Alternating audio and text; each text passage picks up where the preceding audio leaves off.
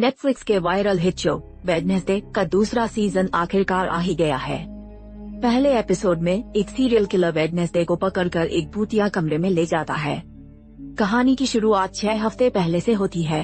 Wednesday अपनी powers को और बढ़ा रही है और इस बार वो एक ऐसे केस को सुलझा रही है जिसके बारे में वो बचपन से सुनती आई थी। अपनी पावर्स का इस्तेमाल करते हुए उसे बस क्राइम सीन का कोई सबूत चाहिए, जैसे सीरियल किलर के 11वें मर्डर की बॉलिंग बॉल।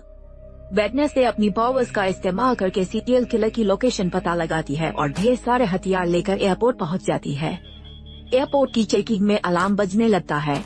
जैसे ही वेडनेसडे एक एक करके हथियार निकालती है, पुलिस वाला दंग रह जाता है। पुलिस वाले उसका सनस्क्रीन ले जाने से मना कर देते हैं। वेडनेसडे गुस्से में बोलती है कि पुलिस वाले शायद पागल हो गए हैं। आखिरकार वेडनेसडे सीरियल किलर के घर पहुंचती है और उसे इलेक्ट्रिक शॉक देने की कोशिश करती है। इसी बीच वेडनेसडे को विजन आया और सीरियल किलर ने इसका फायदा उठाते हुए वेडनेसडे को पकड़ लिया और वेडनेसडे जैसी दिखने वाली गुड़िया तोहफे में देता है। वेडनेसडे ने भी सीरियल किलर के लिए रिटर्न गिफ्ट तैयार किया हुआ था। तभी हैन ने दुश्मन के चेहरे पर जानलेवा हमला किया और फिर जोर से सीरियल किलर के अंडे दबा दिए। वेडनेसडे ने अपनी रस्सी पहले ही खोल ली थी और हैन को बताया कि उसकी पावर्स कंट्रोल में नहीं है। वेडनेसडे की मेहनत से सीरियल किलर पकड़ा गया और लोगों को इंसाफ मिला। छुट्टियां खत्म हो गयी और वेडनेसडे आखिरकार नेवरमोर स्कूल वापस लौट आए। पहली बार वेडनेसडे स्कूल जाने के लिए बेताब थी क्योंकि उसे एक नए रहस्यमय केस की बुआ रही थी। इस बार वह अपने मोटू भाई पग्सली को अपने साथ लेकर आए। भाई को अपने चाचा से बिजली के झटके देने की पावर्स विरासत में मिली थी, जिससे वेडनेसडे के दिमाग में दिलचस्प ख्याल आने लगे। हालांकि भाई उम्र में बड़ा हो रहा था, लेकिन दिमाग अभी बच्चा ही था। जब भी पग्सली अपनी पावर यूज करता तो कुछ न कुछ नुकसान जरूर करता था। कैमरा हमें घने जंगल में एक पेड़ जोड़े को दिखाता है, जिनकी तस्वीरें एक आदमी चुपके से खींच रहा था। अजीब बात ये थी कि उस आदमी के पीछे कौवों का झुंड इकट्ठा होता जा रहा था। पहले तो वो आदमी शांत रहा, उसने ज्यादा परवाह नहीं की, लेकिन जैसे जैसे कौवों की तादाद बढ़ने लगी और मौत का सन्नाटा छाने लगा, वो आदमी डर के मारे कार में जा छिपा। उसने अपने साथियों को फोन लगाया और उन्हें बताया कि ये कौवे तो उसे ही निशाना बना रहे हैं। अगर उसके साथ अनहोनी हुई तो सबूत पास की झोंपड़ी में मिलेगा। जैसा कि उस आदमी ने कहा था, वह वाकई मुसीबत में फंसने वाला था क्योंकि कौवे कार में पहले से छिपे थे और उन्होंने हमला बोल दिया। स्कूल पहुंचने के बाद वेडनेसडे ने अपने भाई की देखभाल करने का वादा किया, जैसे उसने हमेशा अपने भाई का ख्याल रखा था। वेडनेसडे स्कूल में अजीबोगरीब केस ढूंढ रही थी, लेकिन उसने यह उम्मीद नहीं की थी कि स्कूल को पहले सीजन में बचाकर वो हीरो बन जाएगी। लड़कियां उसे परेशान कर रही थी, लेकिन बियाका ने अपनी पावर्स से वेडनेसडे को बचा लिया। प्रिंसिपल की कुर्सी पर अब चालाक और शातिर प्रिंसिपल बैरी डोट ने कब्जा कर लिया था।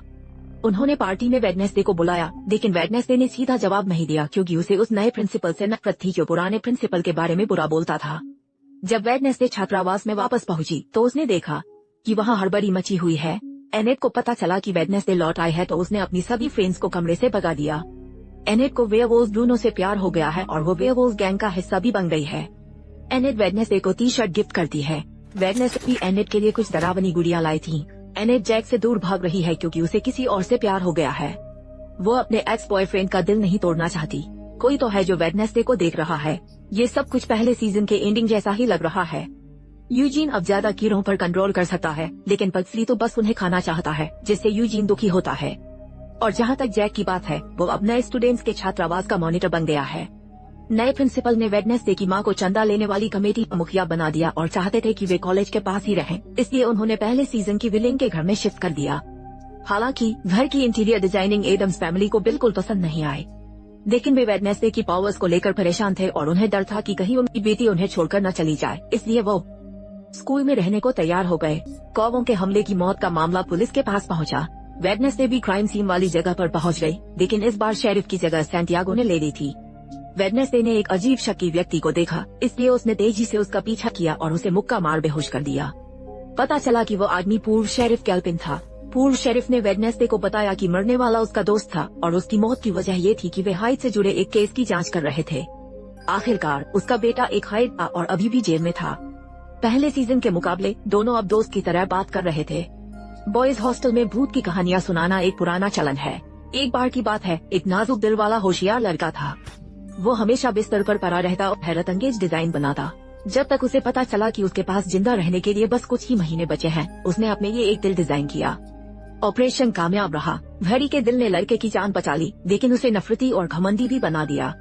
अब वो एक नई मशीन बनाता, लेकिन धीरे धीरे उसके एक्सपेरिमेंट खतरनाक होते गए और एक्सपेरिमेंट में उसकी जान चली गई। पुरानी कहानी है कि उसकी लाश स्कल ट्री के नीचे दफन है। कहते हैं अगर कोई पेड़ की आँख के पास जाए तो उसे घड़ी की टिक टिक जैसी आवाज सुनाई देगी। ये कोई मामूली आवाज नहीं बल्कि एक दिल की धड़कन है, और इस आवाज को सुनने की हिम्मत सिर्फ हॉस्टल के सबसे बहादुर लड़के ही दिखाते हैं। नए छात्र इसे एक मजेदार कहानी समझते हैं, लेकिन पक्सली को इसमें सच्चाई दिखती है। अब बात करते हैं कॉलेज की, जहां पैसों की किल्लत है। प्रिंसिपल ने हालात संभालने के लिए एक जुगाड़ू आइडिया सोचा है। उन्होंने बियांका को कॉलेज की फंडराइजिंग एम्बेसडर बनने का ऑफर दिया है, मगर ये ऑफर नहीं, एक धमकी है। अगर बियांका ने मना किया तो उसकी छात्रवृत्ति बंद हो जाएगी और उसे कॉलेज से निकाल दिया जाएगा। मजबूर होकर बियांका को हाँ कहनी पड़ती है। वेडनेसडे रात में सेलो बजाती है और एक नई म्यूजिक टीचर मिस कैप्री आती है। समझ नहीं आता कि वो दोस्त हैं या दुश्मन। कॉलेज के लिए पैसे जुटाने के चक्कर में प्रिंसिपल एक भव्य बोनफायर पार्टी का आयोजन करते हैं। वेडनेसडे को ज़ेवियर का एक लेटर मिलता है जिसमें वो पूछता है कि उसका भेजा हुआ फोन नंबर नॉट वर्किंग क्यों है। भला होता भी कैसे? वेडनेसडे ने तो फोन नीले ड्रम में डाल दिया था। एनेट वेडनेसडे को पार्टी के लिए बुलाने आती है। तभी वेडनेसडे को पता चला कि उसका लिखा हुआ नॉवेल गायब है, और ये काम था उसके स्टॉकर का, जो उसे पार्टी पर आने के लिए मजबूर कर रहा था। पार्टी में स्टॉकर ने वेडनेसडे के लिए एक मैसेज छोड़ा था, नॉवेल बोनफायर के नीचे है, अगर तुम नहीं आए तो ये राख में तब्दील हो जाएगा। ये पढ़कर वेडनेसडे सूखी लकड़ियों के ढेर में छलांग लगा देती है, जो कभी भी जल सकता था। एनेट वेडनेसडे की जान की परवाह करती हुई परेशान हो रही थी। तभी संगीत शुरू हुआ और सबने मिलकर स्कूल गान गाया। प्रिंसिपल ने जोश से भरा भाषण दिया और कहा कि उनके स्कूल की तरक्की होगी। जोश में आकर बच्चों ने बोनफायर जलाई, आग बढ़ती गई और वेडनेसडे की मुसीबत भी। इसी उधेड़बुन में यंगनियन ने एक चिड़िया को कंट्रोल किया और एक नया चैप्टर शुरू किया। खैर, किसी तरह वेडनेसडे सुरक्षित बच निकली। प्रिंसिपल उसके आने से खुश थे, मगर वेडनेसडे ने सबके सामने ही प्रिंसिपल की धोती खोल दी। उसने कहा कि वो हीरो बनना पसंद नहीं करती। गुस्से में उसने पेंटिंग तक को जला दिया। सब हैरान रह गए, लेकिन बियांका मन ही मन प्रिंसिपल की बेइज्जती से खुश थी। कैमरा हमें स्कल ट्री के पास ले जाता है। अचानक एक कौवे से पक्सली डर जाता है और उसकी इलेक्ट्रिक पावर एक्टिवेट हो गई और उसने अनजाने में ही पेड़ के नीचे दफन ज़ोबी को जगा दिया। पक्सली डरा नहीं बल्कि उत्साहित हुआ। अब हम वेडनेसडे के विजन को देखते हैं, जिसमें वेडनेसडे ने एनेट की कब्र देखी और एनेट वेडनेसडे को मौत का जिम्मेदार ठहराती है। वेडनेसडे की मां ने उसे याद दिलाया कि काले आंसू दिमागी थकान की निशानी है और उसने वेडनेसडे से उसकी बुक छीन ली। वेडनेसडे को किसी पर भरोसा नहीं था, खासकर अपनी मां पर। अब वेडनेसडे पूर्व शेरिफ से मिलने जाती है और देखती है कि कौवों के झुंड ने उसकी हत्या कर दी थी। जैसे ही वेडनेसडे वहां से जाने लगी, उसकी पुलिस वेडनेसडे पर बंदूक तान देती है। लगातार 2 बार क्राइम सीन पर पाए जाने पर उसे सस्पेक्ट समझा जाने लगा। तभी उसके पिता, जो एक पेशेवर वकील हैं, ने वेडनेसडे की जमानत करवाई। यूजीन और पक्सली अपने शेड में जाते हैं और पक्सली उसे ज़ोबी से मिलवाता है। पक्सली ने गलती से उसे इलेक्ट्रिक शॉक देकर जगा दिया और उसे अपना पालतू ज़ोबी बना लिया। यूजीन ने उसे शहद दिया तो ज़ोबी ने उनके मुंह पर उल्टी कर दी। वेडनेसडे केस सॉल्व करने के लिए अपने पावर्स का इस्तेमाल करना चाहती थी ताकि एनेट की जान बच सके, लेकिन जैसे ही वो कमरे में पहुंची, उसे एनेट की लाश खून में लथपथ मिली। वेडनेसडे के होश उड़ गए। तभी एनेट हंसते हुए बोली, तुम्हारे साथ प्रैंक हुआ है। जी हाँ, वेडनेसडे बुरी तरह डर गई थी। एनेट ने बताया कि स्टॉकर को उसका नंबर मिल गया है और मरे हुए शेरिफ के मोबाइल से वेडनेसडे को मैसेज भेज रहा था। एनेट अब मानने लगी कि वेडनेसडे सच में शापित है।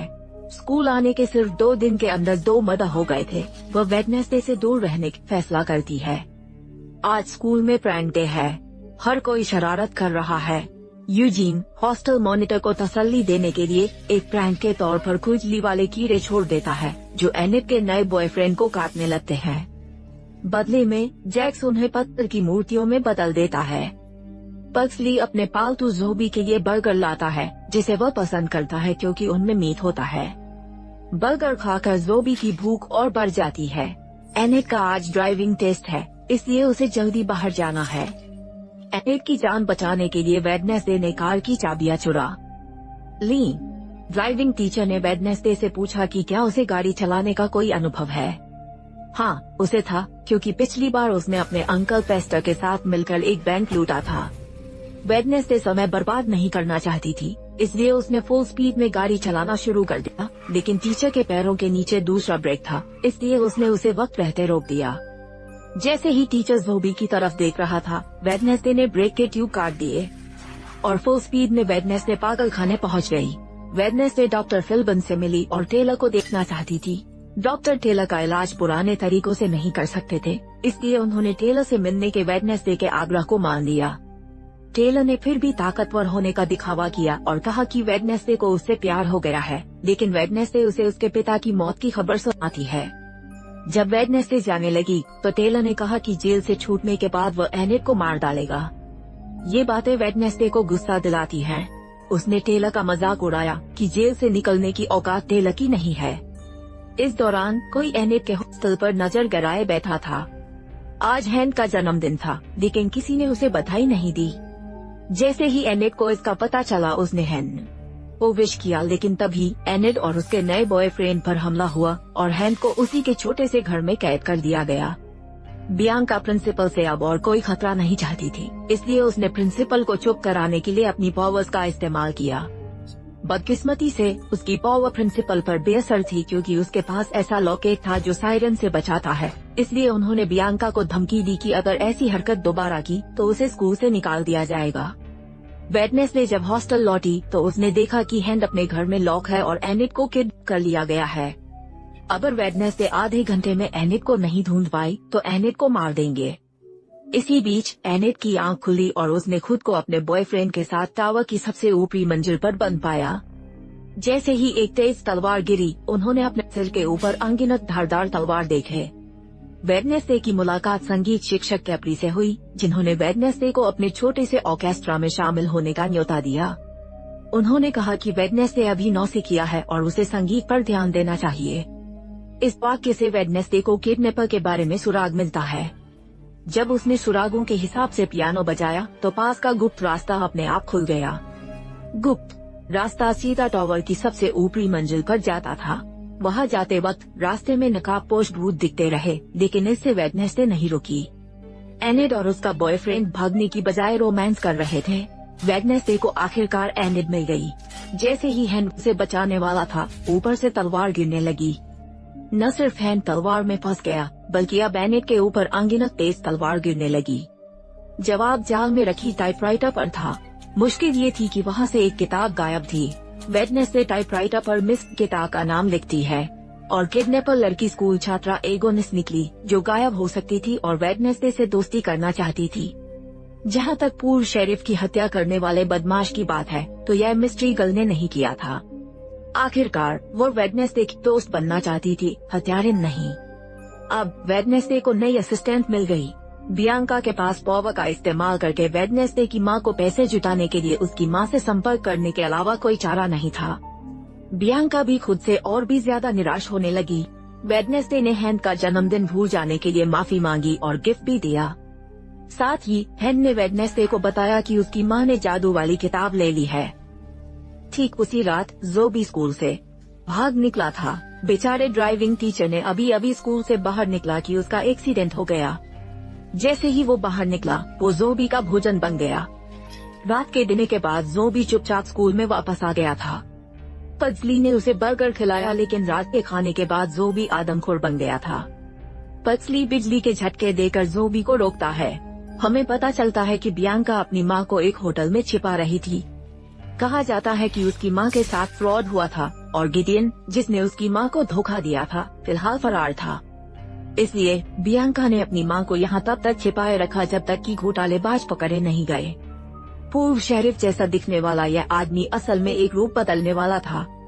पूर्व शेरिफ का फोन अनलॉक करके उसने जंगल में झोंपड़ी के राज जान लिए, इसलिए स्वाभाविक रूप से वो स्कूल कैंप में शामिल हो गई।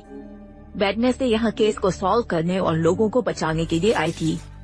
छोटे भाई ने ताबूत में ज़ोबी को लॉक कर दिया ताकि वह इंसानों को न खा सके। इसी वजह से पज़ली ने टेंट के चारों ओर चेतावनियों का एक घेरा भी बना दिया। कहानी में एक नया मोड़ आता है, जिसमें स्काउट गाइड्स वाले कैंपिंग साइट पर अपना हक जमाने लग जाते हैं। चूंकि हर किसी के पास पिकनिक करने की परमिशन थी, तो अब फैसला करने का वक्त आ गया था कि कौन रुकेगा और कौन जाएगा। गेम के रूल्स थे कि दूसरी टीम का टोकन छीनो, सिग्नल फ्लेयर जलाओ और उस टोकन को टावर की सबसे ऊपरी मंजिल पर गाड़ दो। दोनों टीमें अटैक और डिफेंस वाली थीं। वेडनेसडे अटैकिंग टीम में थी, जिसके पास बियांका का जादू था, लेकिन दूसरी टीम ने पूरी तैयारी कर रखी थी। उन्होंने शोर रोकने वाले हेडफोन और गैस मास्क पहन रखे थे।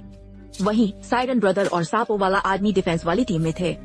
स्काउट्स गाइड टीम ने सबसे पहले तीरों से हमला किया। उन्होंने स्नैक हेड मैन का टोपा उड़ा दिया, जिससे साइरन ब्रदर पत्थर की मूर्ति बन गया। फिर उन्होंने स्नैक हेड मैन के सिर पर एक बोरी डाल दी और उसे काबू कर लिया। ऐसे ही स्काउट्स गाइड वाले ने टोकन हासिल किया और सिग्नल फ्लेयर जलाकर अपनी कामयाबी का ऐलान कर दिया। वेडनेसडे की तीसरी टीम ने सीधा हमला करने के लिए वेयरवुल्फ को भेजा, लेकिन स्काउट्स की टीम ने आंसू गैस छोड़कर मामले को कंट्रोल कर लिया। इसके बाद वेडनेसडे ने मधुमक्खी वाला हमला किया और 1 मिनट के अंदर ही स्काउट्स टीम का पूरी तरह सफाया हो गया। वेडनेसडे ने दुश्मन के डिफेंस टोकन पर भी कब्जा कर लिया और कामयाबी के लिए एक और सिग्नल फ्लेयर जला दिया। हालांकि वेडनेसडे की टीम अभी भी बहुत पीछे चल रही थी। जैसे ही स्काउट्स गाइड की टीम जीतने वाली थी, तभी आखिरी पल में वेडनेसडे ने एक जिप लाइन की मदद से सीधे टावर पर पहुंची और गेम की आखिरी जीत अपने नाम कर ली। स्काउट्स टीम का कोच इतना गुस्सा हो गया कि उसने रात में वेडनेसडे के बेस कैंप पर सरप्राइज अटैक करने का फैसला किया। दूसरी ओर वेडनेसडे अपनी योजना के मुताबिक जंगल के केबिन में पहुंच गई। उसने आसानी से शीशे के पीछे छुपे हुए गुप्त सुराग ढूंढ निकाले। सुरागों से पता चला कि मेंटल अस्पताल में दाखिल हुए सभी आउटकास्ट मर चुके थे और सारे सुराग एक ही जगह की तरफ इशारा कर रहे थे और वो था मेंटल अस्पताल। दूसरी तरफ जैक्स ने एनिड से सच्चाई पूछने की हिम्मत जुटाई। एनिड ने बताया कि समर वेकेशन में भेड़िया गैंग की तरफ उसकी दोस्ती बढ़ रही है। एनिड, जो पहले जैक का दिल नहीं तोड़ना चाहती थी, वो दिल खोलकर जैक को सच्चाई बता देती है। लग रहा था कि जैक्स के पास हार मानने के सिवा कोई चारा नहीं बचा था। वेडनेसडे सच्चाई के और करीब पहुंच रही थी और उसे अपनी पावर्स की मदद चाहिए थी, इसलिए वो सीधा अपनी मां के पास गई और उसे आंखों पर पट्टी बांधकर जूल करने के लिए चैलेंज किया। अगर वेडनेसडे जीत गई तो उसकी मां उसे जादुई किताब वापस कर देगी, वरना अगर उसकी मां जीत गई तो वह किताब को जला देगी। स्काउट्स गाइड कोच गलती से ज़ोंबी के टेंट में पहुंच जाता है और इस तरह ज़ोंबी के लिए एक और खाना बन गया। खेल का नियम है कि जिसका कांच का दिल छलनी हो जाएगा वह हार जाएगा। हैंस ने रेफरी की भूमिका निभाई और वेडनेसडे और उसकी मां ने आंखों पर पट्टी बांधकर ड्यूल शुरू कर दिया। वेडनेसडे को लगा कि वह और उसकी मां लगभग बराबर है, लेकिन असल में उसकी मां वेडनेसडे की सोच से कहीं ज्यादा ताकतवर थी। दूसरी तरफ ज़ोंबी का सामना वेडनेसडे के पिता से हुआ और वह उसका दिमाग खाने के लिए बेकरार था। खुशकिस्मती से असली वक्त रहते पहुंच गया और उसने ज़ोंबी को भगा दिया। दूसरी तरफ वेडनेसडे की मां पहले ही जीत चुकी थी और वेडनेसडे ने ज़ोंबी से बचने के लिए दोबारा हमला किया। बेटी ने कहा कि उसने अपनी मां को ज़ोंबी से बचाया था, लेकिन फिर भी वेडनेसडे की मां ने जादुई किताब नहीं लौटाई। वेडनेसडे ने अपने अंकल फेस्टर से मेंटल अस्पताल में जाकर जांच करने को कहा, इसलिए उसके अंकल ने एक शानदार प्लान बनाया। वो पहले खून से सने पैसों के साथ होटल में पहुंचा, फिर कमरे में जोर जोर से चिल्लाया और सामान तोड़ दिया, जिससे वहां रहने वालों और होटल के कर्मचारियों में भगदड़ मच गई और फिर पुलिस ने उसे गिरफ्तार कर लिया। लेकिन उसमें मेंटल बीमारी के अनोखे लक्षण दिखाई दिए और इसलिए पुलिस ने उसे मेंटल अस्पताल में भर्ती करा दिया गया। ये शानदार प्लान कामयाब रहा, लेकिन इसमें बियांका की मां भी पकड़ी गई। वेडनेसडे ने अपनी दादी से कब्रिस्तान खरीदने के लिए कहा था कि वे जांच कर सके कि आउटकास्ट की मौत के सबूत कौन छुपा रहा था। वेडनेसडे ने ये सिर्फ केस सॉल्व करने के लिए नहीं, बल्कि अपनी मां पर दबाव बनाने के लिए भी किया। पजले और बाकी लोगों को प्रिंसिपल ने डिटेंशन में डाल दिया क्योंकि वे स्कूल के लिए मुसीबत खड़ी कर रहे थे। स्नैक हेड वाले ने देखा कि बियांका ठीक नहीं है और उसने इस बारे में पूछताछ की।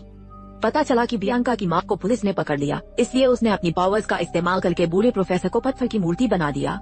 बियांका ने पजले और ह्यूजिन को काम जारी रखने का आदेश दिया। दादी ने वेडनेसडे का साथ दिया और स्कूल को डोनेशन देने का फैसला किया, लेकिन वेडनेसडे की मां ने फिर भी जादुई किताब को जला दिया। अंकल फेस्टर को उनके माता पिता ने उन्हें 10 साल की उम्र में एक मेंटल अस्पताल में छोड़ दिया था, इसलिए अंकल फेस्टर बहुत एक्साइटेड था, खासकर वह कोट जिसमें उन्होंने पहली बार खुद को गले लगाया था। उन्हें इसकी बहुत याद आती थी। बिजली के झटके फेस्टर के लिए गुदगुदी जैसे थे। वो अपना मिशन नहीं भूला और पेंटिंग क्लास में सुराग ढूंढने लगा। सहयोग से उसे लुई नाम की एक वेटर दिखाई दी। लुई पेंट्री के कोने में चली गई तो फेस्टर भी दिलचस्पी से उसके पीछे पीछे चले गए, लेकिन यह वो लुई नहीं थी। निराश होने की बजाय फेस्टर ने पेंट्री में वेटर को किस कर लिया।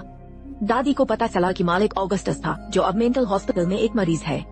एनिड वेडनेसडे की मदद करने की उम्मीद कर रही थी, लेकिन वेडनेसडे को किसी खतरे का एहसास हुआ। पिछले केस की तरह कौवे इकट्ठे हुए और एनिड और वेडनेसडे पर हमला कर दिया। उन्होंने जल्दी से बेंच को ढाल की तरह इस्तेमाल किया। प्रिंसिपल और अन्य लोगों ने भी पागल कौवों से निपटने के लिए जल्दी से जादू का इस्तेमाल किया। इस दौरान एक आंख वाले कौवे ने उस हैंड का किडनैप कर लिया। प्रिंसिपल ने समय रहते हस्तक्षेप किया और हैंड को कौवे से बचा लिया, लेकिन हैंड हवा में नीचे गिर रहा था। एनिड ने हैंड को कैच कर लिया। वेडनेसडे को घटना के मास्टरमाइंड का पता चल गया और वह उसका पीछा भागने लगी। हत्यारे ने घबराहट में कोड गिरा दिया। वेडनेसडे को डॉक्टर फेबन पर शक हुआ। डॉक्टर फेबन पर नजर रखने के लिए उसने हैंक को उनके साथ भेज दिया। बियांका पुलिस स्टेशन गई और एक सायरन मंत्र का इस्तेमाल करके पुलिस अधिकारियों को उसकी मां के केस को भूल जाने का आदेश दिया। वेडनेसडे की मां ने उसे ये भी चेतावनी दी कि वह भूत प्रेतों पर ज्यादा भरोसा न करे, क्योंकि इससे मामला और बिगड़ जाएगा। हेंस फेस्टर के लिए एक मैसेज लेकर आया। ऑगस्ट को ढूंढने से लुई का पता चल जाएगा। फेस्टर ने गार्ड से दोस्ती की और बूढ़े ऑगस्ट के बारे में पता लगाया और गार्ड उसे वहां ले गया। पूछताछ के दौरान तोते ने फेस्टर को कमरे का पासवर्ड बता दिया। वेडनेसडे को बूढ़े प्रोफेसर से पता चला कि ऑगस्ट की एक बेटी थी जिसके लिए उसने स्कूल में एक पक्षीशाला बनवाई थी। बियांका अपनी मां को स्कूल में छिपा कर ले आई और वे लोग प्रिंसिपल के हाथों बाल बाल बचे। मानसिक अस्पताल में लॉरेल अंकल फेस्टर के पास से गुजरी और उसे पहचान लिया। फेस्टर ने उस बूढ़े व्यक्ति की मदद से कमरे की लोकेशन का पता लगा लिया।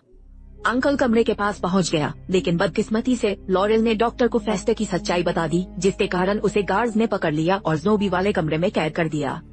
हेंस ने वेडनेसडे को पूरी जानकारी दी। वेडनेसडे ने मेंटल हॉस्पिटल जाने का प्लान बनाया। वो गाड़ी की डिक्की में छुप गई और उसने गार्ड्स का ध्यान भटकाने के लिए एक धमाका करवाया और सफलतापूर्वक हॉस्पिटल में घुसपैठ कर ली। लुइस वेटर ने वेडनेसडे की मदद की और वेडनेसडे ने अंकल को सफलतापूर्वक बचा लिया। तभी ज़ोंबी आजाद हो गया और गार्ड्स पर हमला कर दिया, जिसे देखकर लॉरेल वहां से भाग गई। वेडनेसडे ने उसे देखा, लेकिन हस्तक्षेप करने की जहमत नहीं उठाई। जल्द ही अलार्म बज उठा जिससे ज़ोंबी के भागने की सूचना मिली।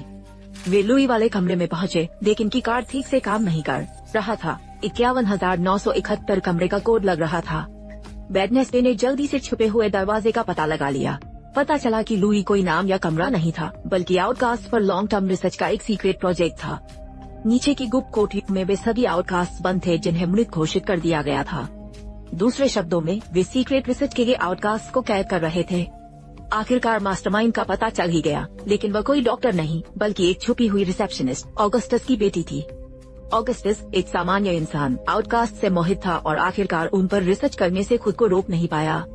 उसने अपनी बेटी पर एक्सपेरिमेंट किया और उसने कौवों को कंट्रोल करने की पावर हासिल कर ली। फेस्टर ने चुपके से हमला किया, जिसने पूरे हॉस्पिटल को अनस्टेबल कर दिया और सभी आउटकास्ट को आजाद कर दिया।